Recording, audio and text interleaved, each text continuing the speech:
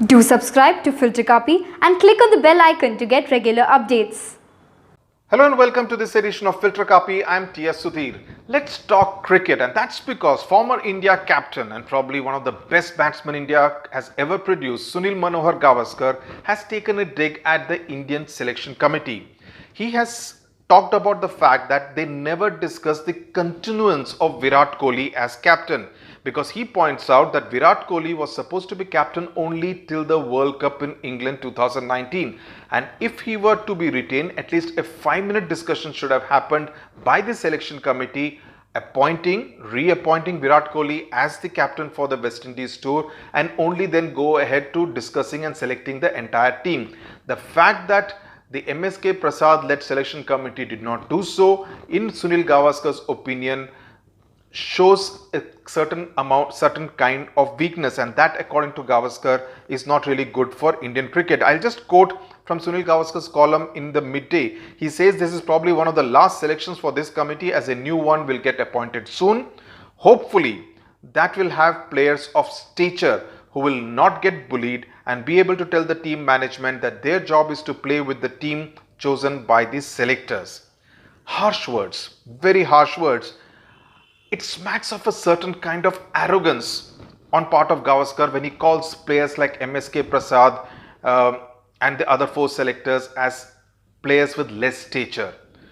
I think this was not expected from Gavaskar. You expected Gavaskar, someone like Gavaskar, to be more magnanimous when you're talking about players. Obviously, anyone compared to a Gavaskar, unless it is a Virat Kohli or a Sachin Tendulkar or a Kapil Dev, will appear like players of lesser stature. So does he really need to say something like that?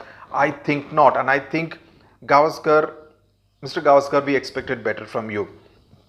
The problem also is that, having seen Sunil Gavaskar play, and the fact that he was my favorite player, much more loved by me than Kapil Dev was. Now, Sunil Gavaskar comes from an era where insecurity prevailed. All the time, the selection committee at that time, if you lost a series against Pakistan, if you lost in the World Cup, the captain would definitely get the axe. Does Sunil Gavaskar want the same kind of insecurity to prevail? I hope not, because that would be disastrous for Indian cricket. Now it is in fact much more assured, where captains are made to feel secure about their positions. And it's not as though the selectors were great at that time, because remember, Mohinder Ramnath at that point in time had called the selection committee a bunch of jokers. Now, were those selectors players of higher stature than the MSK Prasad panel? We do not know where Sunil Gavaskar stands on that. Now, all said and done, it is the same selection committee which actually selected the teams for the tours to Australia, to New Zealand and to South Africa. And by chance, if India had not played that horrible cricket in the semi-final against New Zealand for those about half an hour to 45 minutes, if the result had been a little different, would Gavaskar have the same opinion about the MSK Prasad-led selection committee? I'm sure he would not have said something like this and called them players of lesser stature. Now, I also wonder whether there is some kind of a Mumbai versus Delhi battle going on here. Whether Gavaskar is batting for Rohit Sharma to take over, at least in the ODI and the T20 version of the game, and Kohli to continue as the test match captain. We do not know whether he is really batting for Rohit Sharma at this point in time. Now, because what is happening between Rohit Sharma and Virat Kohli, even though Virat Kohli and Ravi Shastri, both of them, have denied any rift within the Indian dressing room, it would seem that people outside want to believe that there is definitely a rift between the captain and the vice captain. And by talking about the fact that Virat Kohli's reappointment as captain should have been discussed, Gavaskar is essentially pointing out that this should have been discussed, that it is not a closed chapter, it is not something which can be taken for granted that Kohli will be captain. That is something is what Gavaskar is trying to point out. In fact, interestingly, another Mumbai player, Sanjay Manjrekar, a commentator now, a rather controversial one at that, he has also actually reacted to what Gavaskar has said, and he points out that India did not put in a much below par World Cup performance. They won 7 matches, lost 2, in fact the last one very narrowly. And he points out that integrity is a far more important quality as a selector than stature. And I think that's a very important point that Manjrekar has said. Stature, does it really depend about the number of test matches or ODIs that you have played, or does it really depend on your stature? MSK Prasad, people may agree or disagree that he went by what the team management wanted. When they wanted a left-handed batsman, he sent Rishabh Pant.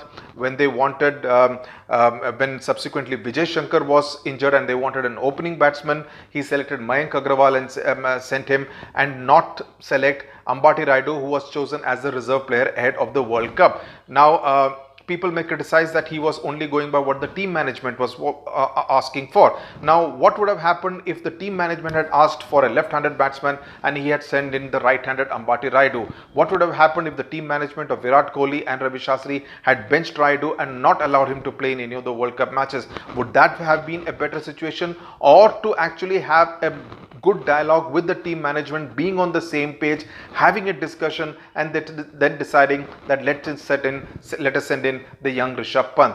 So you may have two different opinions on that, but I do believe that selectors of integrity definitely are as important, if not more, than players of stature.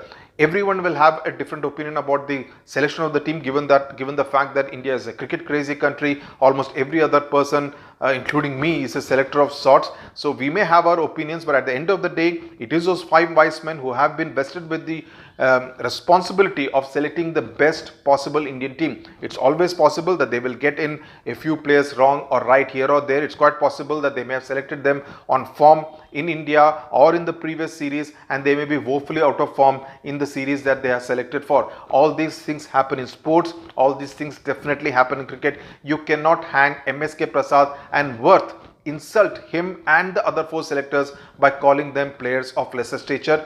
Mr. Sunil Gavaskar, this was not expected of you. We do not expect this kind of a more arrogant approach of you need people only with stature to kind of select the teams. In that case, we would not really have too many people, because who is of stature also would actually depend from person to person. In that case, I would look only at Sunil Gavaskar, Sachin Tendulkar, Saurav Ganguly, Kapil Dev and Rahul Dravid as the five selectors who should be selecting each and every team. Would you be willing to do that and give up all your lucrative contracts as commentators for the BCCI? I'm sure not. So, let's not kind of nitpick and call people names. Let them do their job. They may do a good job, they may do a bad job, but at the end of the day, I'm sure they're doing their job with complete integrity.